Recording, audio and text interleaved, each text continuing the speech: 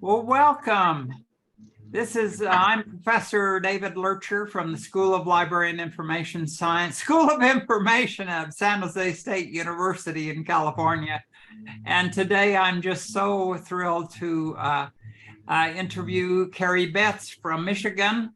And Carrie, introduce yourself, your district, and your school, and let us get acquainted. Sounds great. Well, as you said, my name is Carrie Betts, and I am an elementary school librarian currently at West Maple Elementary in Birmingham, Michigan.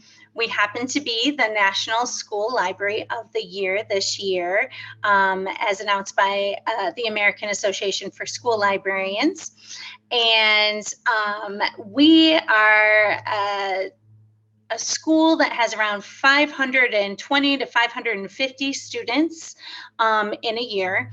We also are a unique school in that we house the French School of Detroit. We have a partnership with them, so we have a large community of French-speaking students that we also serve within our school. And I think we're going to talk about how we get to measure things and do things in our library that lets people know what we actually do. Well, yes, and that's a challenge across the nation, internationally, actually, Carrie. So, librarians, if they're thought of as just down the hall and circulating books and that kind of stuff, people don't understand the kind of impact that they're making in teaching and learning across the school.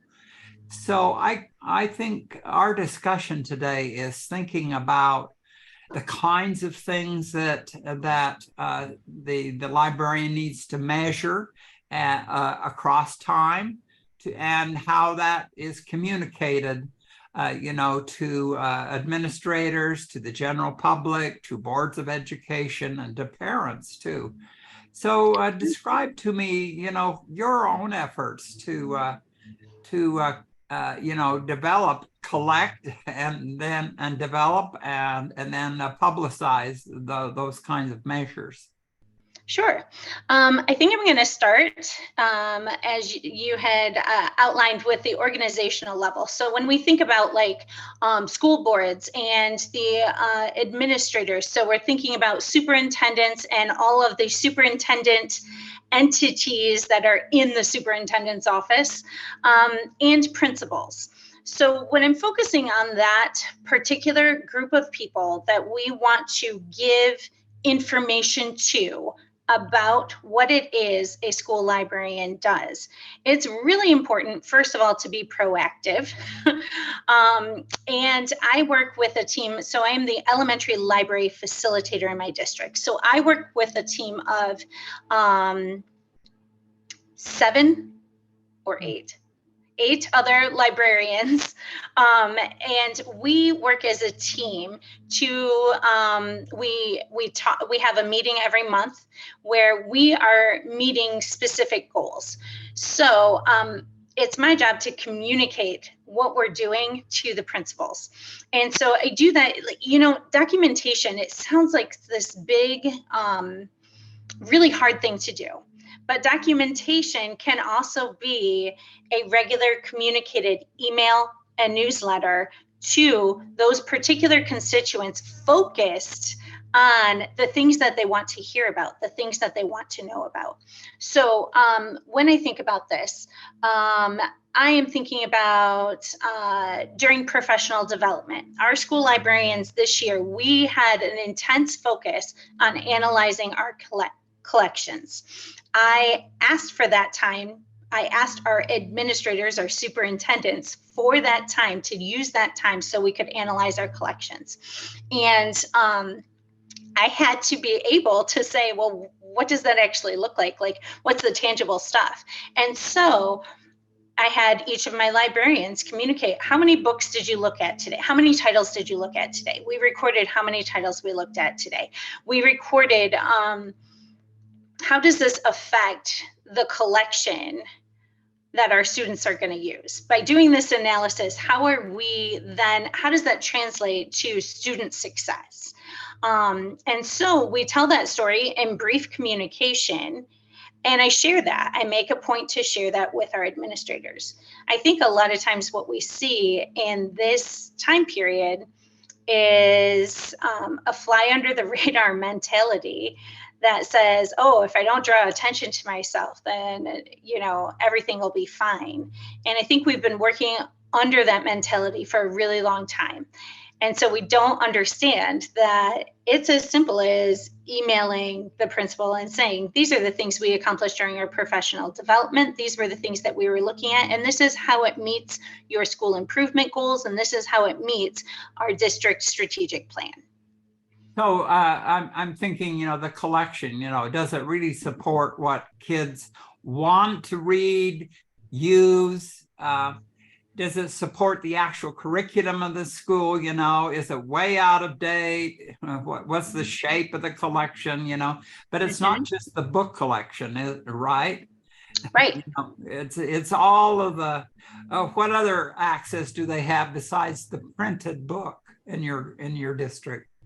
Exactly. So that's another communication when we do an end of the year report, but that's on, like you had mentioned at the beginning of this, like just giving them your CERC data isn't enough. We have to contextualize that data. Like, what does that say about anything that we're doing? And so also when I'm thinking about the collection, part of our end of the year report is communicating how many new books we've added to the collection, how many books we've taken out of the collection. It has to do with the balance of our collection. We communicate the balance of our collection. So what percentage of our books are meant to meet social emotional learning goals? What percentage of our books feature BIPOC characters that produce a level of representation for our students? So we are communicating that detailed information about our collections to the administration and how that is helping them meet their broader goal of social emotional learning, their broader goal of diversity in education. And then I'm sorry, I lost my train of thought on what your question was. So ask me more. So what about databases? Does Michigan provide databases? What about audio and video and, all the multimedia pieces and parts of the collection? Absolutely. So yes, that is another part of our annual report, is to identify, okay, here are all the electronic resources that we offer to our students and have used. And I have not created a report on this yet because I haven't delved way deep into that, but there are ways that we can go into all of those individual online data sources and mine data from there. How are the kids searching for the things that they're looking at? What are the search terms they're using, and how are they getting what they need? Does it look like they actually spent time reading the material that they retrieved that way, and all of that sort of thing? So yeah, so the whole thing is quality information, no matter what the format is. And that can be documented as an organizational measure. Let's turn our attention to teaching the teachers themselves. So how do we start to document the type of services that we actually include teachers in partnerships that we develop, so that we have our nose right in the curriculum of the school? We do units of instruction with them. What kinds of things do you value in your district that demonstrate to teachers that you are their partners in teaching? So when we're teaching alongside teachers, a lot of times the initial, relationship building level is sometimes I have to already know what they're teaching. in order to be of value to them. So it's critical that as a librarian, we have looked at the scope and sequence or the year-long plan, the guide, to understand what grade level teachers are teaching and at what time of the year are they teaching it, right? Like that's the first basic step, is to understand that. And then as we see, because we're the technology integration experts as well in our building, bringing alongside to them those technology resources that can increase student engagement in whatever the content is that we're teaching, or if there is a specific piece of so we're building into that curriculum, right? We're reaching out to the teacher. We're saying, okay, I know that you're teaching this at this time, and I have this opportunity that could increase your student engagement. Would you like me to come alongside you and do this with you? And I tell new librarians or librarians that are changing buildings, going to a new building altogether, one of the best things that an administrator did for me was to pair me with a teacher in each grade level of my school that would be willing to work with me right out of the gate. Like they were teachers that were early adopters, that they were ready for trying some new ways to work with their students on that engagement piece. So that's the first step in the collaboration, but then measuring the outcome of that collaboration becomes the next tricky part, right? And you and I had talked about this briefly before, and I don't have I don't give grades, right? And the teacher, they're giving a satisfactory, like have they mastered a certain task? They're not necessarily giving an A, B, C, D grade and that kind of thing. So how do we measure that the student has actually gotten what we have? And really my best representation of did the student get it is having the end product. Right? For example, looking at the actual end product that the student has produced. I have all of the teaching pieces that I put into it, the video that I created that mimics exactly what I taught them live, and all of the steps that I've given them. And then I have their final product. Well, does their final product match the targets that we outlined in the lesson? And that's the documentation there. So in one particular case this year was the fifth graders were designing websites to sell these houses that they built with materials. It was part of a deeper learning collaborative math project. Wow. And the outcome, I got to see the final website. And that is where I primarily gave the instruction was how to use the tool we were using to design the website, and what were the particular things you needed to put in that website, and how do you put them into the website. And so the evidence is right there. It's in the product. Likewise, we did, so that kind of also carries over to those learner level measures that you were talking about. How do we document the learner, that the learners are getting what it is we're trying to teach them. And that primarily, so outside of a collaborative project with teachers, they did another project that was helping kids create a digital book. And this was with kindergarten, first and second graders. And I did say kindergartners, which is mind blowing to me, like we made it through and I learned a lot about teaching that particular a lesson with them. And it was really a unit. It was over the course of 4 weeks, 4 different class periods with them. And in that case, again, it's the product, the end product that ends up being my documentation for whether or not we actually achieved what we set out to achieve. At the beginning, I had a checklist of items that I wanted to see in each of the books. And they were scaffolded by grade level. You know, the second graders had more things that they could hopefully achieve than the kindergartners did, you know.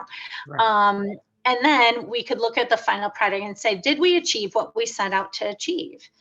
So I think that we can't sell ourselves short on documenting the actual thing, or even letting students speak for themselves, capturing a video where the student has explained what actually they're doing on the thing. I'm thinking about when we use Ozobots to have the students learn how to code to get the Ozobot from one spot to the next, and then have them do it. Well, if I'm recording that, and I think I had them record the Ozobot is taking a trip through the story that we read. And so they had to, what would the Ozobot do in the beginning of the story, the middle of the story, and the end of the story? And then, but that comes with students actually saying what they did. Why is the Ozobot doing that there? They have to say, well, that represents when he's catching snowflakes or whatever it is. And then the next part, why is he doing that movement? Well, that's because this is what happened in the story, and that's what the Ozobot is doing. So again, recording directly from the students, what are you learning here? That is a great thing to unpack. So I ask all the time, if a teacher teaches alone in the classroom, what kind of success rate do they have of the kids actually achieving, what they intended, okay? And then what happens if you add a librarian to that mix? Okay, so you've got two adults in the class, right? And they're both working on the student achievement, right? For that particular learning experience. And you have just described, the products that come out of that, because you're going to see from your point of view, the impact that the library is having on that learning experience, right? And then the teacher is watching this happen as, she has objectives, but when she adds you to the mix, what is the percentage of students that meet or exceed both of your objectives? And that is a huge piece of measurement that I think every principal, every school board should start to understand. But the only way they understand that is if you actually document it. And I see teacher librarians putting it on their websites, the library website. Every time they do what you just described with the learning unit, there's a report, there's a report on Mrs. Smith's science STEM project, and here's the outcome and the percentage of students that met or exceeded both our objectives. And so really story after story after story after story starts to add up. What is the impact of the library and the librarian on teaching and learning across the school? Talk to us about how you communicate with the community. Also, there's measures, parents, and etc. Yes. So communicating with our communities, that is really, it depends on what kind of program we're trying to communicate about. So if I'm running a community information piece that is talking to parents about digital education, digital citizenship, of course, you're going to measure in attendees, but measuring the impact, that's really challenging, right? Like, I don't know what they do when they go back to their homes and whether or not they're actually implementing any of their things, unless those parents come back to me with a question via email or if they ask for more resources. So a lot of times our community measures are really, and we can do it through survey. But even survey, it takes a lot of, actually the one survey that I feel like worked, right? Like, so whatever you're surveying or asking parents to give input back to, it has to be either something that really touches them or their student that they find value in, or you have to communicate very clearly how you are going to use the information gathered from the survey. So I have two examples of that. So one is usually once a year, I do a book bag surprise for students. Oh. And what that is I send out a survey to parents, and students. So if they're grades 3, 4, and 5, I let the student can fill out the survey themselves. But they do have to have parent permission, because they're going to take home, I'm going to send home 5 specially selected books over the break. And I do that by them filling out, a survey, like, what is it you like to read? What don't you like to read? And what kinds of things do you want to explore? Those kinds of things. So I ask them some general questions about what they like. And then based on their responses, I select some specific books, and it's a surprise. It's maybe something they never would have selected for themselves. Oh. And so it's just a surprise for them to see if they want to engage in these different books and those kinds of things. Now, the the parent response for that, this is my most successful program. Like, I get the most participation from families, more so than anything else, because it's of value to them. They're taking a road trip with their children in the car for 5 hours. They would love for them to have some books to read, or different things like that, right? Like, so we've hit them in a place where they really are invested and they want that for their kids.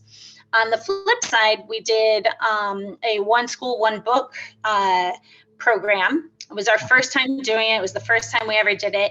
And I needed some data to represent whether or not we were going to do this program again. Like, did our community engage in it and like it to do it? So the first time I put out the survey, like, I got 0 responses. Second time, 1 response.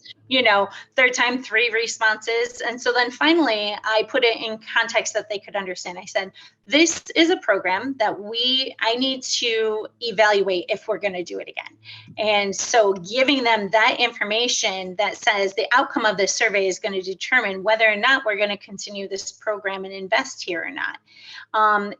That I said, I need at least 100 responses. And then I got well over 100 responses. Oh, really? Yes. And Did so they I was like it? Okay. So about 70% of the parents were like, yes, we would like to try this again. And 30% were like, we could do without it. So, okay. Yeah. Well, that's really important, to know your own impact on, all of this effort that goes into that. So let's turn our attention to superintendents and principals and boards. What is your advice to librarians across the international scope on how to really build that communication of our impact? What's your advice from their point of view? What do they want to know that you could help supply? Absolutely. So what they want to know, if they are a principal in your building, they want to know, how does this help us achieve our school improvement goals? Right. How does this help us achieve what it is I have laid out in our plan for this year? So directly relating any kind of program that you have designed, you should be mindful of that for the whole year. Like, how does this connect to my school's mission for this particular year and their school goals for this particular year? Because so if the administrator needs a story to tell to the board, right?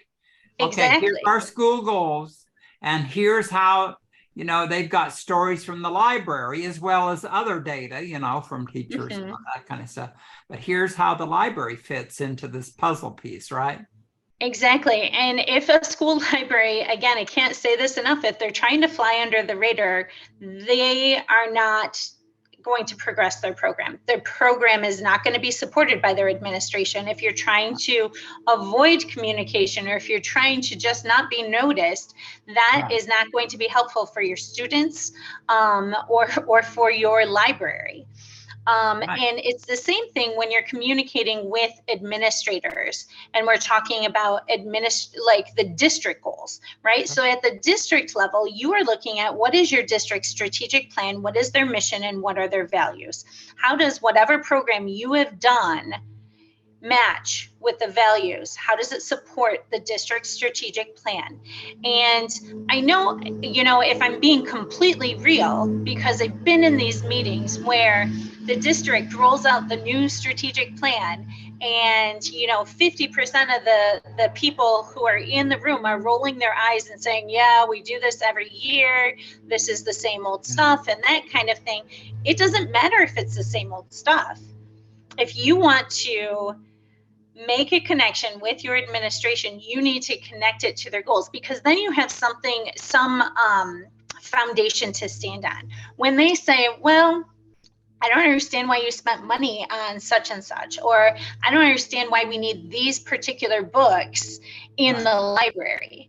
Well, you better be able to say, we have these particular books because your district mission is to make sure that we have successful global citizens who can, when they leave our district, be able to operate in a global society and communicate with people who are different from them, right? So you are making sure that whatever you're doing in the library has a foundational root in what the district or the school is saying is their mission or their plan, their vision, or that particular goal for the year. Some things that I have, like we had a district initiative around community this year. This was one of our, they called it a strategic goal campaign, right? Because this is one area that they wanted to focus on. So we focused on community, and the school librarians, all of the elementary librarians, I went to them and I said, okay, here we're going to build a collection and file it based on the books that we have that teachers or community members can check out that represent communities. And this idea, this definition that our district has given of community. And so we build that collection, we share it with the administrators and the administration so they can see the kind of value that we are bringing to their goals. This has been a terrific discussion. Why don't you tell us what the bottom line is for what is your message to librarians and administrators and teachers all over that really want to have some kind of a program that makes a difference? What do you say? So I will say, for I think the third time in this, flying under the radar mentality does not help a program or a school library prosper and grow.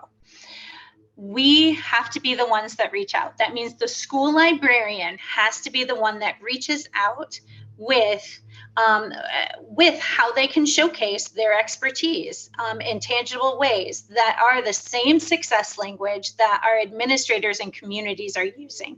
So we have to know our communities well. We have to know the words that they're looking for to hear in our programs, right? We have to be very strategic about this. So we have to be strategic using the same language, and we cannot wait for invitations to give our input in areas that we are experts in. Instead, we have to be proactive with data and resources that support our position. We can't wait to be invited. If we know something about maker spaces. That is a great bottom line. I have so enjoyed your comments, and you have so much to offer. I want to say thank you very much for your time, and also to say how needed you are in your district, and you show it. And just thank you for this opportunity. And we'll say goodbye with that. Thank you and appreciation. Thank you, David, for talking with me. Bye-bye.